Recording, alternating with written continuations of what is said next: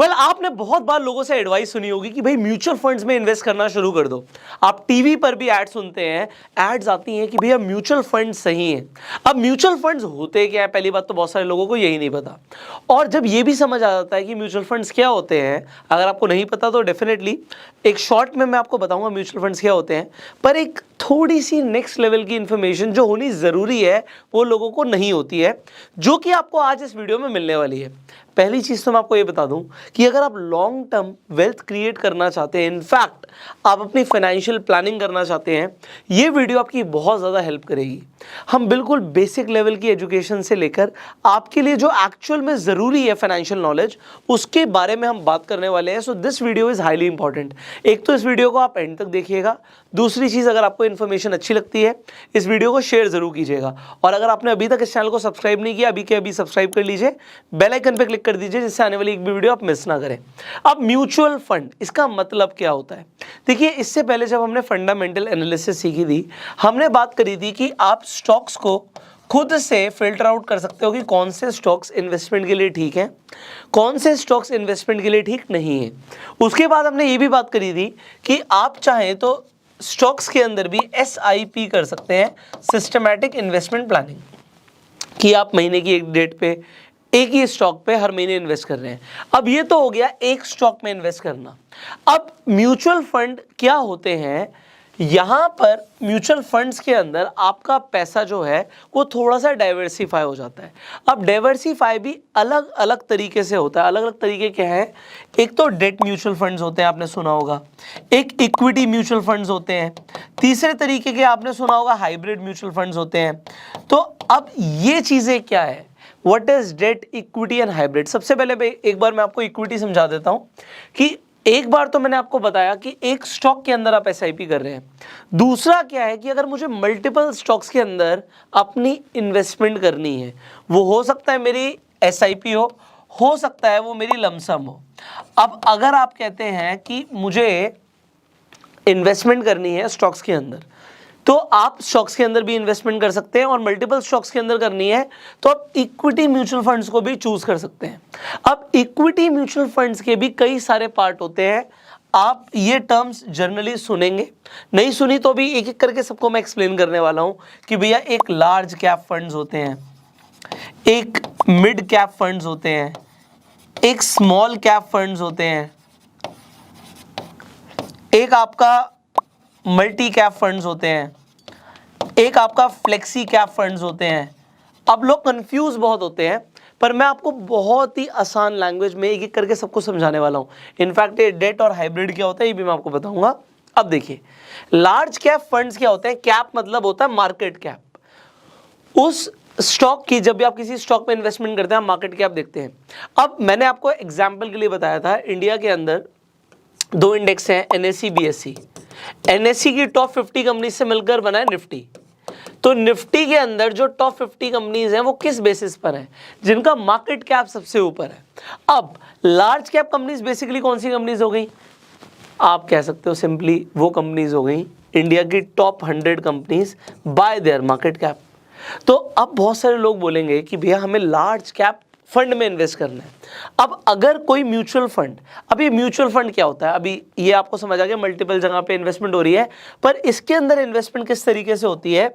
आप किसी स्टॉक को डायरेक्टली पैसा नहीं दे रहे। अब आप क्या करते हो, यहाँ पर एक कंपनी होती है जिसे हम AMC बोलते हैं, एसेट मैनेजमेंट कंपनी। सिंपल सी AMC का मतलब ये होता है, और ये अपना एक फंड शुरू करती है जिसे हम म्यूचुअल फंड बोलते हैं। अब इस फंड का एक मैनेजर होता है जो कि एक पढ़ा लिखा इंसान होता है, और उनका एक अच्छा खासा एक्सपीरियंस और ट्रैक रिकॉर्ड होता है, और इनके पास एक अच्छी टीम भी होती है। अब इस कंपनी की पहले आपको ये समझना ज़रूरी है, आपकी कमाई तो बाद में होगी, पहले आपको ये समझना है इस AMC की कमाई कैसे होती है। हर कंपनी, आप बड़ी बड़ी कंपनीज की बात कर लीजिए, आप SBI की बात कर लीजिए, आप कोटक की बात कर लीजिए, आप ICICI की बात कर लीजिए, आप क्वांट की बात कर लीजिए, ऐसी मार्केट में बहुत सारी कंपनीज हैं जो अपनी अलग अलग म्यूचुअल फंड्स रन कर रही हैं। अब जो AMC है वो कमाती कब है? जब कोई उसके फंड के अंदर पैसा डालता है। अब आप भी किसी म्यूचुअल फंड में पैसा लगाएंगे तो आप क्यों लगाएंगे, ये इंपॉर्टेंट है, और आप जब पैसा लगाएंगे इस AMC को क्या मिलना है, ये AMC 0% से लेकर, 0 तो कोई नहीं करता बट एक एग्जांपल की बात है, 0% से लेकर 2% की फीस चार्ज करती है। अब ये फीस का क्या मतलब है, इसका मतलब ये है, अब अगर आपने किसी AMC को 1 लाख रुपया दिया तो अगर किसी ने 2% काट लिए तो इन्वेस्टमेंट कितने की हुई, 98,000 की हुई, और ये 2,000 रुपये किसके हो गए, ये AMC के हो गए। अब आप अकेले तो हो नहीं जिसने 1 लाख रुपए लगाया होगा, मान लेते हैं उस AMC के पास ऐसे 10,000 लोग हैं, तो आप उसकी कमाई समझ सकते हैं 10,000 इंटू 2,000, क्योंकि इन फंड मैनेजर्स की सैलरी निकलनी है, AMC को भी कमाना है, तो उनका मेन पर्पस क्या है कि आपको रिटर्न तो देंगे जो देंगे, बट उन्हें आपसे ये फीस चार्ज करनी होती है। अब 2% बहुत हायर साइड पे है, आप ज़्यादातर केस में देखोगे 1% के आसपास की फीस चल रही है, तो 1% से कम हो सकता है अच्छी हो, कभी कभी ये ज़्यादा भी ठीक हो सकती है। इसके ऊपर हम डेफिनेटली अभी बात करने वाले हैं, एनालिसिस करने वाले हैं, पर आपको ये समझना ज़रूरी था कि जब आप म्यूचुअल फंड में इन्वेस्टमेंट करते हो, आप AMC को पैसा देते हो, और AMC को जब आप पैसा देते हो तो आपका एक म्यूचुअल फंड के अंदर पैसा लगता है जो कि एक म्यूचुअल फंड मैनेजर से संभाल रहा है, देख रहा है। अब क्योंकि ये एक्सपीरियंस लोग होते हैं, इन्हें पता है कि पैसा कहाँ लगाना है। अब जब हम लार्ज कैप की बात कर रहे हैं, देखिए इंडिया के अंदर सेबी है, एमफी है, तो ये बड़ी बड़ी ऑर्गेनाइजेशंस हैं जो कि कंट्रोल करती हैं कि आपका पैसा खराब ना हो, आपके साथ कोई धोखाधड़ी ना हो, बट फिर भी आपको अपना दिमाग लगाना है। अब अपना दिमाग आप कैसे लगाओगे, उसके लिए आप ये वीडियो डेफिनेटली देख रहे हो।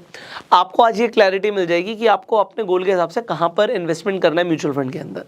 तो यहाँ पे इक्विटी के अंदर, इक्विटी मतलब स्टॉक मार्केट में आपका पैसा लग रहा है, उसके अंदर लार्ज कैप की मैंने आपको बताई कि जो कंपनीज जिनका मार्केट कैप ज़्यादा है। अब क्योंकि अगर एक फंड आपको स्टार्टिंग में, जैसे स्टॉक मार्केट में कोई स्टॉक लिस्ट होता है तो वो अपना IPO करते हैं, इनिशियल पब्लिक ऑफरिंग, इसी तरीके से NFO होता है म्यूचुअल फंड के केस में, जिसे हम बोलते हैं न्यू फंड ऑफरिंग। सो कोई भी नया फंड आएगा तो वो अपनी न्यू फंड की ऑफरिंग देगा, बट यहाँ पर थोड़ा सा ना अलग है सिस्टम अलग क्या है, जब भी कोई म्यूचुअल फंड आता है तो यहाँ पे म्यूचुअल फंड किस तरीके से काम करता है, जब आप और बहुत सारे लोग म्यूचुअल फंड को पैसा दे देते हैं, AMC को पैसा दे देते हैं, वो आपके बिहाफ पे इन्वेस्टमेंट करते हैं और वो आपको अपने फंड की कुछ यूनिट्स दे देते हैं जिन्हें हम NAV बोलते हैं।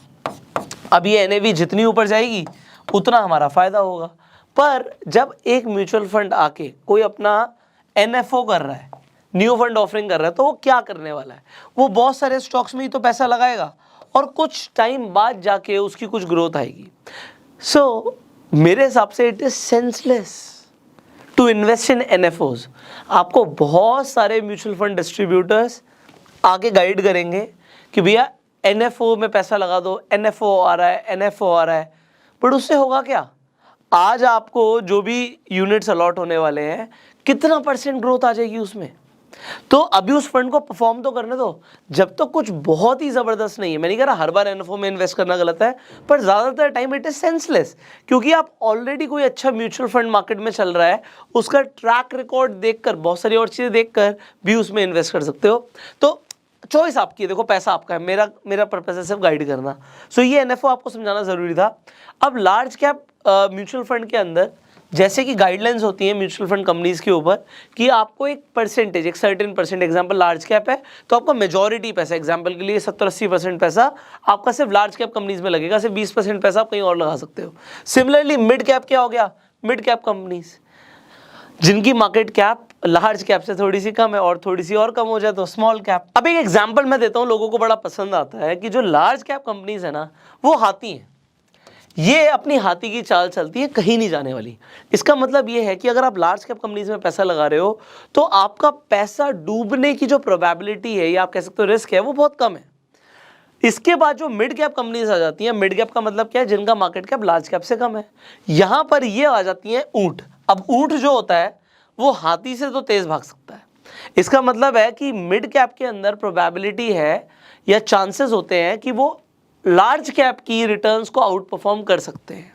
हर बार करेंगे नहीं करेंगे नहीं पता हमें, बट ज़्यादातर टाइम करते हैं। और इसके बाद स्मॉल कैप आ जाता है। अब आप कहोगे स्मॉल कैप में तो भैया घोड़े आ गए, सारा पैसा इसमें लगा देते हैं, पर यहाँ पर घोड़ों के साथ कुछ गधे भी होते हैं। तो यहाँ पर आपका रिस्क बढ़ जाता है। देखिए, ये लार्ज कैप में रिस्क कम है, मिड कैप में रिस्क लार्ज कैप से ज़्यादा है, और स्मॉल कैप के अंदर रिस्क लार्ज कैप और मिड कैप दोनों से ज़्यादा है।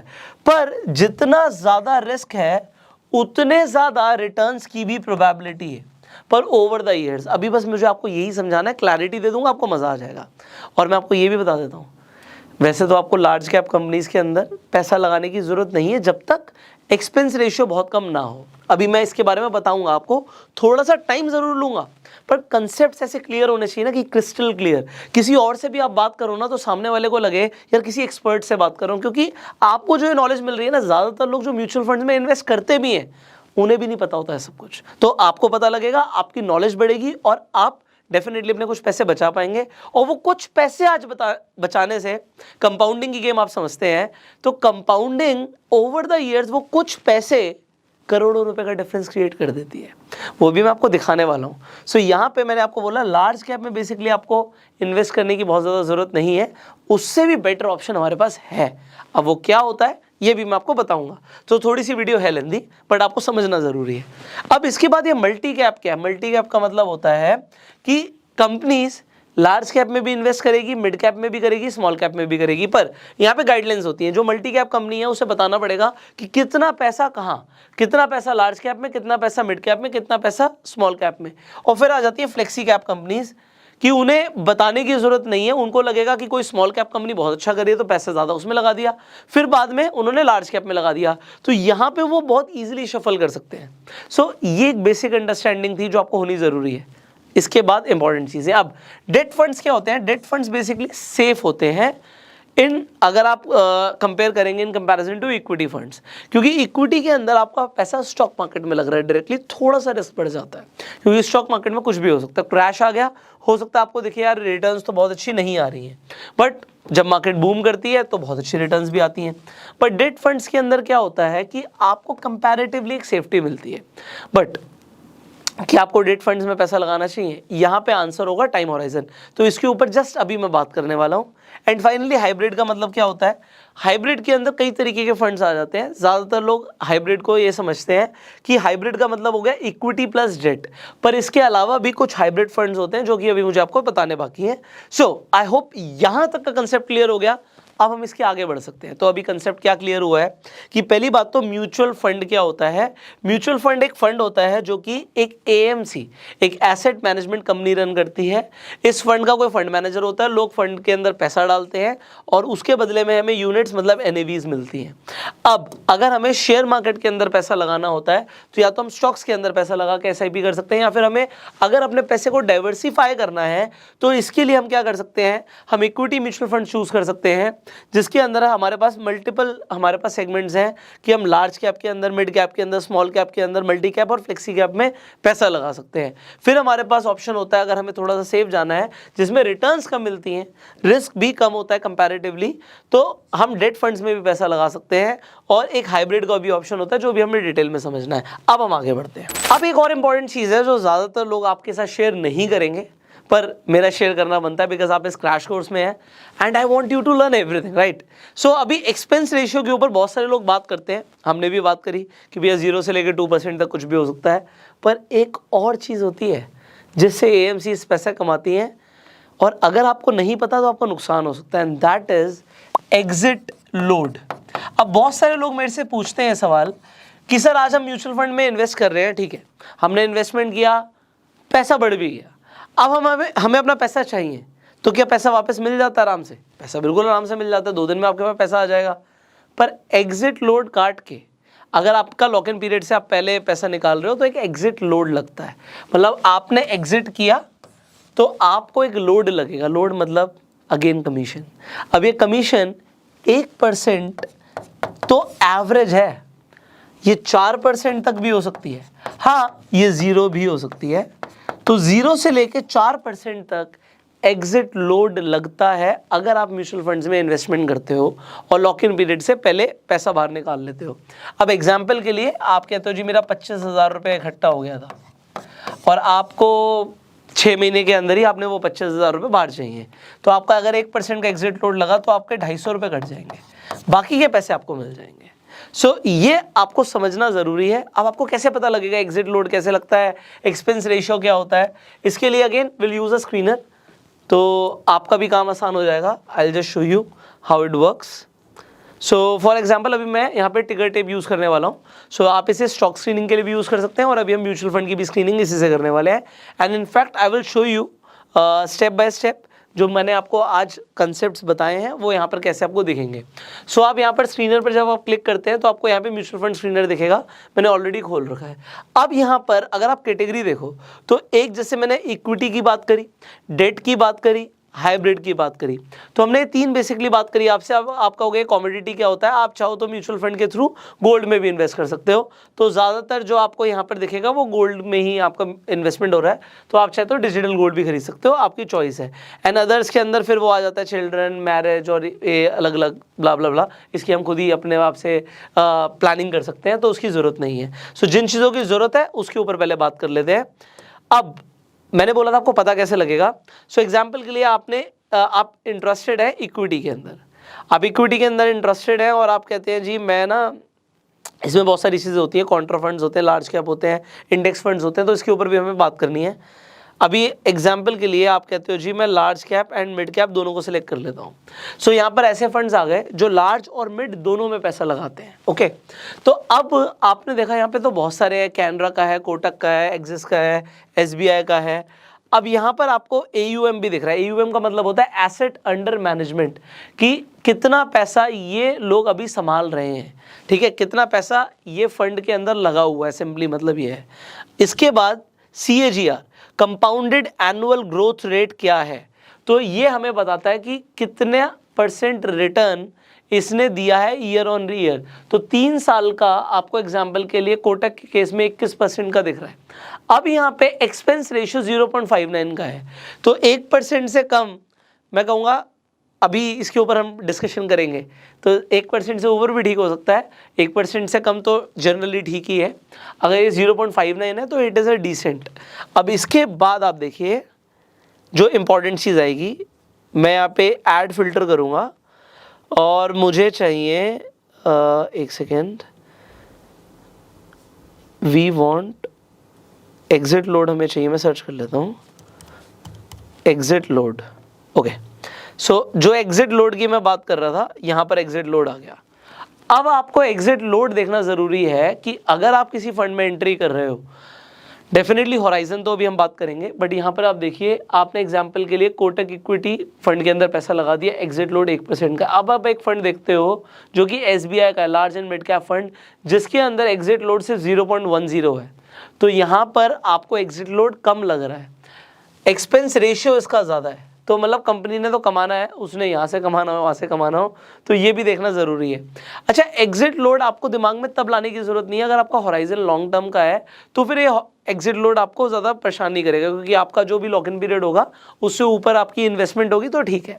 तो ये एक बेसिक चीज़ थी जो मुझे आपको दिखानी ज़रूरी थी कि एग्जिट लोड भी लगता है। और अगर आपको भरोसा नहीं हो रहा मेरी बात पर, तो मैं यहाँ पर आपको दिखाता हूँ। एग्जाम्पल के लिए मैं अभी इक्विटी सेलेक्ट कर लेता हूँ और एग्जिट लोड आप देखिए। So there are companies which charge about 2% on exit load, and if I select even further, तो एग्जिट लोड 4% का भी होता है, तो 4% का एग्जिट लोड लगेगा। एक्सपेंस रेशियो 1.28, तो कंपनीज तो कमा ही रही हैं, फिर वो रिटर्न भी जो भी आपको प्रोड्यूस करके दे रही हैं वो आप देख सकते हो।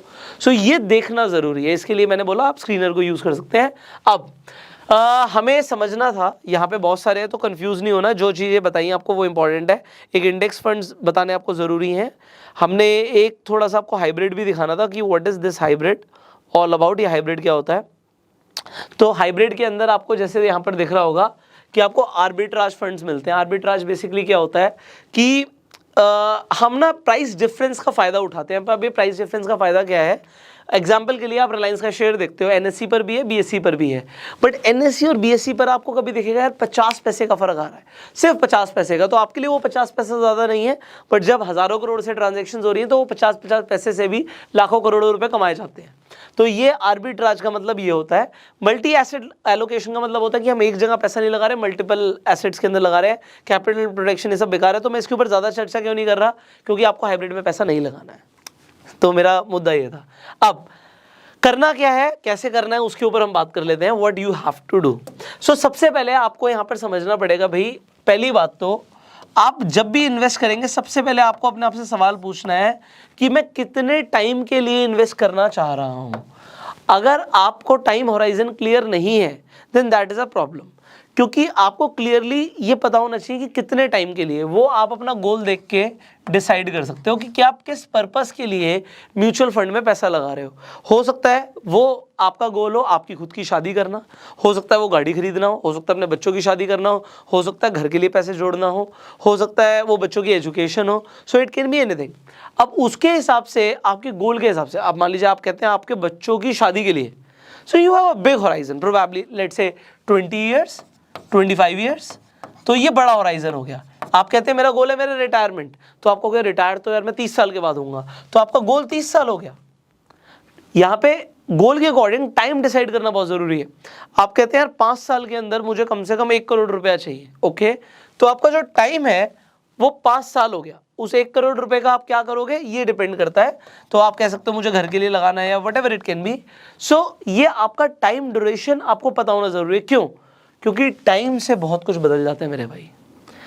ये वक्त जो है ना, ये कंपाउंडिंग के लिए सबसे बड़ी चीज़ है। इसके बाद आता है रिटर्न्स।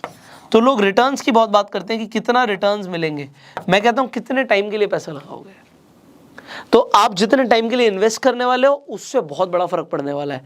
एंड फाइनली हमें रिस्क तो देखना ही है। अब मैं आपको एक चीज़ बताता हूँ, जितने लॉन्ग टर्म के लिए जाओगे मैं आपको एक बात यहाँ पे बताना चाहूँगा, आपको कुछ नहीं आता, you have zero knowledge let's say. मैं कहता हूँ आप आंख बंद करके किसी भी म्यूचुअल फंड में पैसा लगा देते हो, आपको कुछ नहीं पता। अगर आपका टाइम होराइजन ज़्यादा है तो हर म्यूचुअल फंड आपको पैसा कमा के देगा। हर म्यूचुअल फंड में पैसा बनता है, ऐसा कोई म्यूचुअल फंड नहीं है इसमें पैसा नहीं बनता। अब वो हम अभी इक्विटी की बात कर रहे हैं, आप अगर डेट म्यूचुअल फंड्स की भी बात करोगे, डेट में तो आपको शॉर्ट ड्यूरेशन में भी पैसा बनता है। सो डेट पे भी मैं फोकस नहीं हूँ ज़्यादा, क्योंकि आपके जो गोल्स मीट कराने हैं वो यहीं से हो जाएंगे। तो डेट आप बेसिकली तब कंसीडर करना जब आपका टाइम होराइजन 2 साल के आसपास का हो।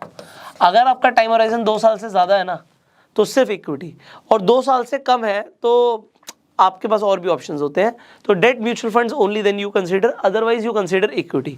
अब अगर आप इक्विटी पे फोकस्ड हो और आपका टाइम होराइजन 2 साल से ज़्यादा का है, तो अब हमें बात समझनी है 2 साल से ज़्यादा आप क्या चाह रहे हो। आप कितना टाइम हो गया, टाइम क्लियर हो गया, 2 साल से ज़्यादा कुछ भी आप बोल सकते हो, 2 हो गया, 5 हो गया, 10 हो गया, 20 हो गया, 30 हो गया। उसके बाद रिटर्न्स और रिस्क, इन 3 चीज़ों के ऊपर ही हमारी पूरी म्यूचुअल फंड इन्वेस्टमेंट डिपेंड करती है। तो अगर मेरा टाइम ज़्यादा होगा तो मैं ज़्यादा रिस्क ले सकता हूँ, और मेरा टाइम कम होगा तो मैं कम रिस्क ले सकता हूँ। अगर आपको इतनी सी बात समझ आ गई ना, अभी हम आगे बढ़ने वाले हैं। मैंने बोला अगर मेरे पास टाइम ज़्यादा है, तो ज़्यादा का मतलब क्या है? ज़्यादा का मतलब है 5 साल से ज़्यादा। अब 5 साल से ज़्यादा ज़्यादा होता है और 5 साल से कम कम होता है। आप इतना समझ लो, अगर आपके पास 5 साल से ज़्यादा का टाइम होराइजन है तो आप रिस्क ज़्यादा ले सकते हो मेरे भाई। और अगर आप ज़्यादा रिस्क ले सकते हो तो आप कहाँ पे इन्वेस्ट कर सकते हो, अब आप देखते जाइए। अगर आपके पास टाइम होराइजन ज़्यादा है तो आप लार्ज कैप में इन्वेस्ट मत करो। अगर आपका 3 से 5 साल का टाइम होराइजन है, आप मिड कैप चूज कर लो, और 5 साल से ऊपर है then these 3 options are for you. 5 years plus के लिए मैं आपको रिकमेंड करूंगा go for flexi cap funds. अगर आपके पास 5 साल से ज़्यादा का टाइम ड्यूरेशन है, फ्लेक्सी कैप फंड्स आपके लिए बहुत बढ़िया हैं। और प्लस अपनी सेफ्टी बढ़ानी हो तो फिर मैं आपको इंडेक्स फंड्स भी रिकमेंड कर दूंगा। अब ये इंडेक्स फंड्स क्या होते हैं जल्दी से समझते हैं। देखिए हमें ना 2 चीज़ें समझनी है। एक होते हैं एक्टिव फंड्स जिन्हें एक्टिवली मैनेज किया जाता है, और इसके लिए थोड़ी सी फीस, जो कि आप कह सकते हो कि एक्सपेंस रेशियो होता है, वो थोड़ा सा ज़्यादा होता है। एक होते हैं पैसिव फंड्स। पैसिव फंड्स का मतलब क्या होता है कि इनको ज़्यादा मैनेज करने की ज़रूरत नहीं होती। क्यों नहीं होती? ऐसा नहीं है कि आपका पैसा वेस्ट होगा, क्यों नहीं होती? एग्जाम्पल, आप निफ्टी 50 के हिसाब से इन्वेस्ट करते हो या निफ्टी नेक्स्ट 50 के हिसाब से इन्वेस्ट करते हो, तो निफ्टी 50 के अंदर जो 50 कंपनी है सारा पैसा उन्हीं में लगना है, और उसी प्रोपोर्शन में लगना है जिस प्रोपोर्शन के अंदर वो निफ्टी 50 के अंदर है। तो यहाँ पे जो है पैसिव फंड्स हो गए, बेसिकली इंडेक्स फंड्स बहुत पॉपुलर हो रहे हैं क्योंकि इसके अंदर फीस कम होती है और पैसा इंडिया की टॉप 50 कंपनीज में लग रहा है। तो ऐसा वॉरेन बफे ने एक बार एक शर्त रखी थी। एक उन्होंने फंड हाउस को बोला कि तुम S&P 500, जैसे इंडिया के अंदर निफ्टी 50 है, यूएस के अंदर होता है S&P 500 इंडेक्स है, इसमें 500 कंपनीज है। तुम कुछ कर लो, तुम S&P 500 की रिटर्न्स को बीट नहीं कर सकते। अब ये जो शर्त लगी, इसका रिजल्ट ये आया कि Warren Buffett was right. Index की रिटर्न्स ने एक्टिवली मैनेज फंड की रिटर्न को बीट कर दिया। तो इंडेक्स के अंदर रिटर्न्स अच्छी मिलती हैं। आप चाहो तो सबसे पहले इन्वेस्टिंग इंडेक्स से शुरू कर सकते हो, और अगर आपका टाइम होराइजन ज़्यादा है तो इंडेक्स के अलावा भी आप बढ़ सकते हो। क्यों? क्योंकि फिर वहाँ पे होराइजन बड़ा हो जाता है इन टर्म्स ऑफ कंपनीज। यहाँ पे सिर्फ टॉप 50 कंपनीज थी, बट कोई ऐसी कंपनी है जो टॉप 50 के अंदर आ सकती है, आज नहीं है तो 5 साल में आ सकती है। तो एक फंड मैनेजर दिमाग लगा के उसे चूज कर सकता है, और हो सकता है जब हमारा होराइजन बड़ा है तो फ्लेक्सी कैप की रिटर्न्स बहुत अच्छी आपको रिटर्न्स प्रोड्यूस करके दें। तो अब आपको ये चीज़ समझ आ गई। अब लार्ज कैप में मैंने मना किया था। क्यों मना किया था? क्योंकि भैया अगर मुझे लार्ज कैप में ही इन्वेस्ट करना है तो मैं इंडेक्स में करूँगा ना। जो इंडेक्स इन्वेस्टिंग है, अगर मेरे को लार्ज कैप में ही करना है तो निफ्टी 50 से बढ़िया क्या है भाई? निफ्टी 50 में पैसा डाल दिया, इंडिया की टॉप 50 कंपनीज, डाइवर्सिफिकेशन भी हो गया, एक्सपेंस रेशियो भी कम लगा। तो लार्ज कैप के नाम पे मैं एक्सपेंस रेशियो भी ज़्यादा दूं। तो अब आप थोड़ा सा दिमाग और थोड़ी सी समझदारी के साथ म्यूचुअल फंड को चूज करने का डिसीजन ले सकते हो। अब आप, जैसे मैंने बोला, भाई फ्लेक्सी कैप कंपनी कौन सी अच्छी हो सकती है, again choose a screener. Screener पे आपको काफ़ी सारी चीज़ें मिल जाएंगी। तो टिकर टेप पे एग्जाम्पल के लिए मैं यहाँ पे सब कुछ हटा देता हूँ, मैं रीसेट ऑल कर देता हूँ, just a second. Okay, can you see the screen? या परफेक्ट। ओके, तो हमने रीसेट कर दिया है। अब हम आ जाते हैं, सबसे पहले हम इक्विटी के लिए इंटरेस्टेड हैं। तो इक्विटी के अंदर हमने बोला flexi cap funds. Okay, we can see flexi cap funds now.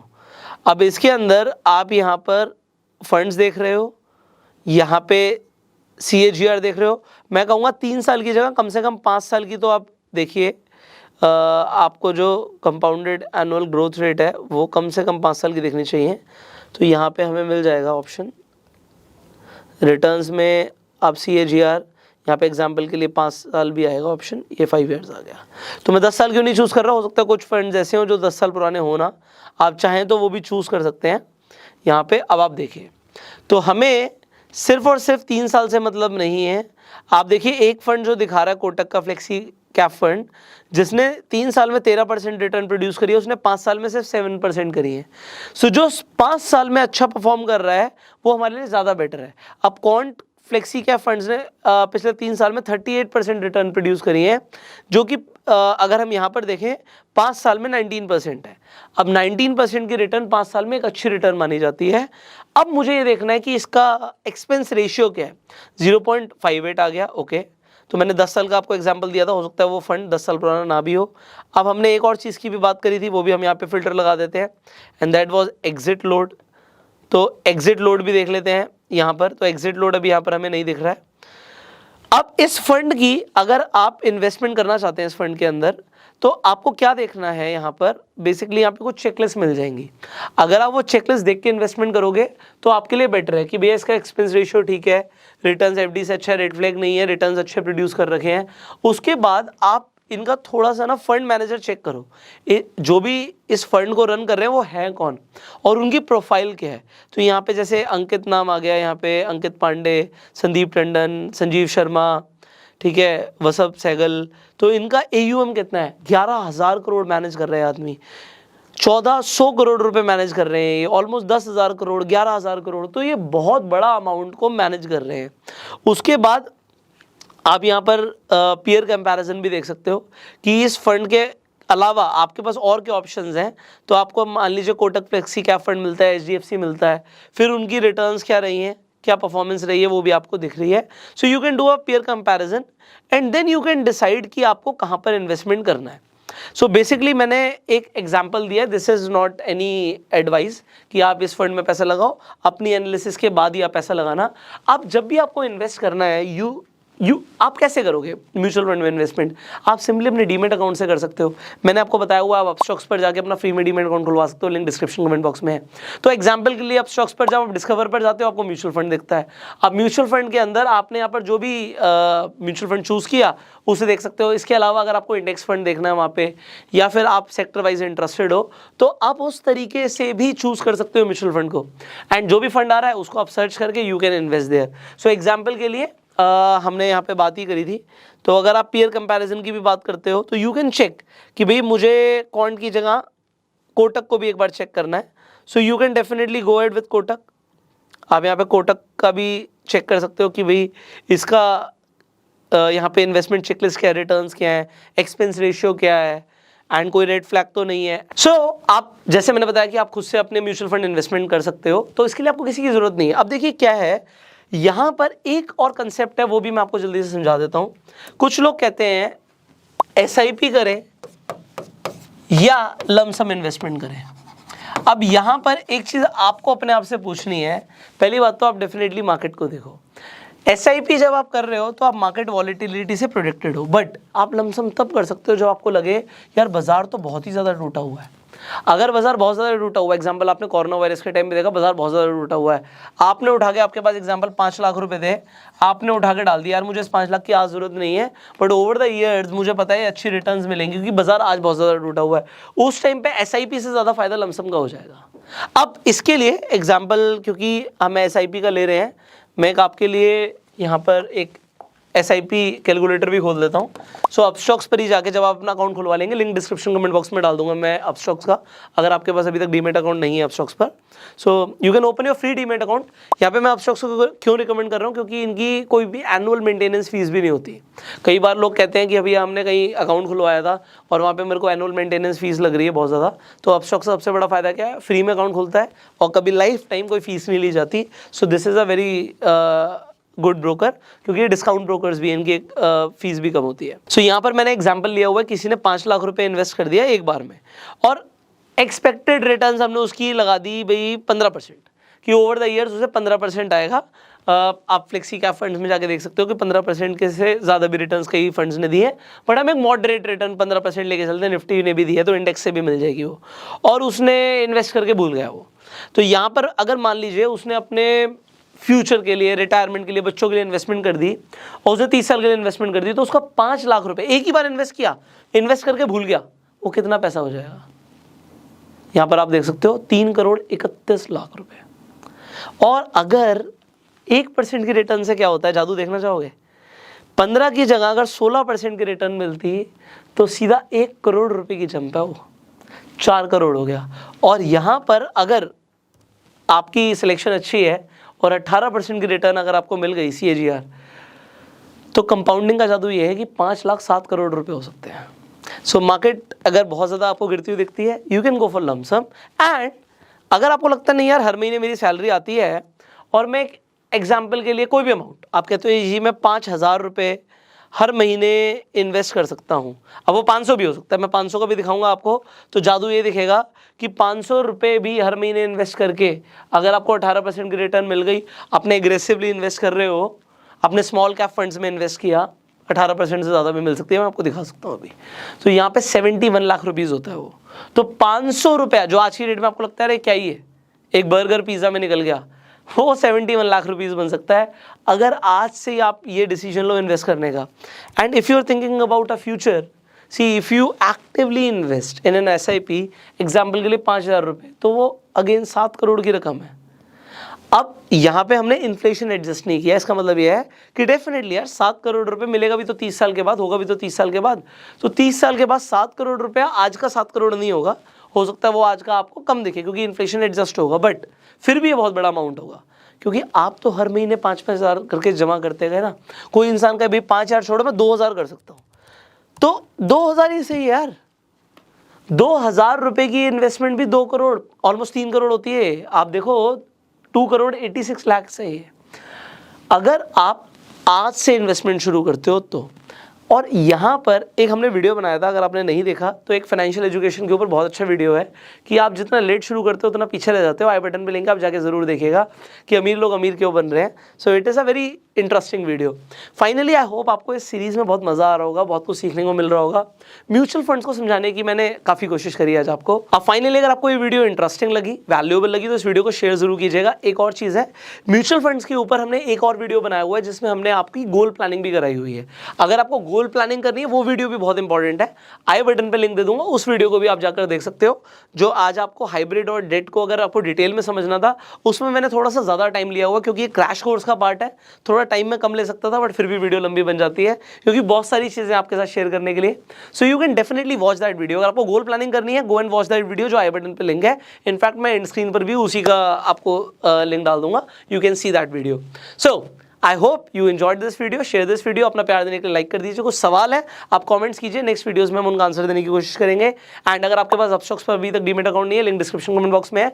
और अगर आपको अपनी खुद से स्क्रीनिंग करनी है, चूज करना है right mutual fund, you can use ticker tip का भी लिंक डिस्क्रिप्शन कमेंट बॉक्स में है। So I will see you in the next video. Till that time you go self made. एक बोनस टिप भी दे ही देता हूं मैं आपको जाते जाते। कई लोग ना आपको बोलेंगे, सर आप ना फंड ऑफ फंड में पैसा लगा लो। म्यूचुअल फंड तो बहुत लोग बेच रहे हैं मार्केट में। अब ये फंड ऑफ फंड क्या होता है आपको कंफ्यूजिंग लगेगा, बट वो आपको पता है कैसे एक्सप्लेन करेंगे। फंड ऑफ फंड का मतलब सर क्या है कि आप एक म्यूचुअल फंड में क्यों पैसा लगा रहे हो, आप 5 म्यूचुअल फंड में पैसा लगा सकते हो। तो कहीं तो अच्छी रिटर्न्स मिलेगी, तो आपको रिटर्न्स बहुत अच्छी मिलेंगी। उस इंसान को बोलना, भैया घना मूर्ख बना रहे हो आप हमें। पहले तो वो 5 जो म्यूचुअल फंड्स हैं उनका भी एक्सपेंस रेशियो होगा, अब आपने सीख लिया ना। और फिर अब इस फंड ऑफ फंड का भी एक्सपेंस रेशियो दूं मैं, दो बार एक्सपेंस रेशियो। क्या बात है। आप मेरी वीडियो शेयर कर देना, आपको भी समझ आ गया होगा कि कैसे इन्वेस्टमेंट करना है, और उन्हें भी समझ आ जाएगा कि अब आप लोग मूर्ख नहीं बनेंगे।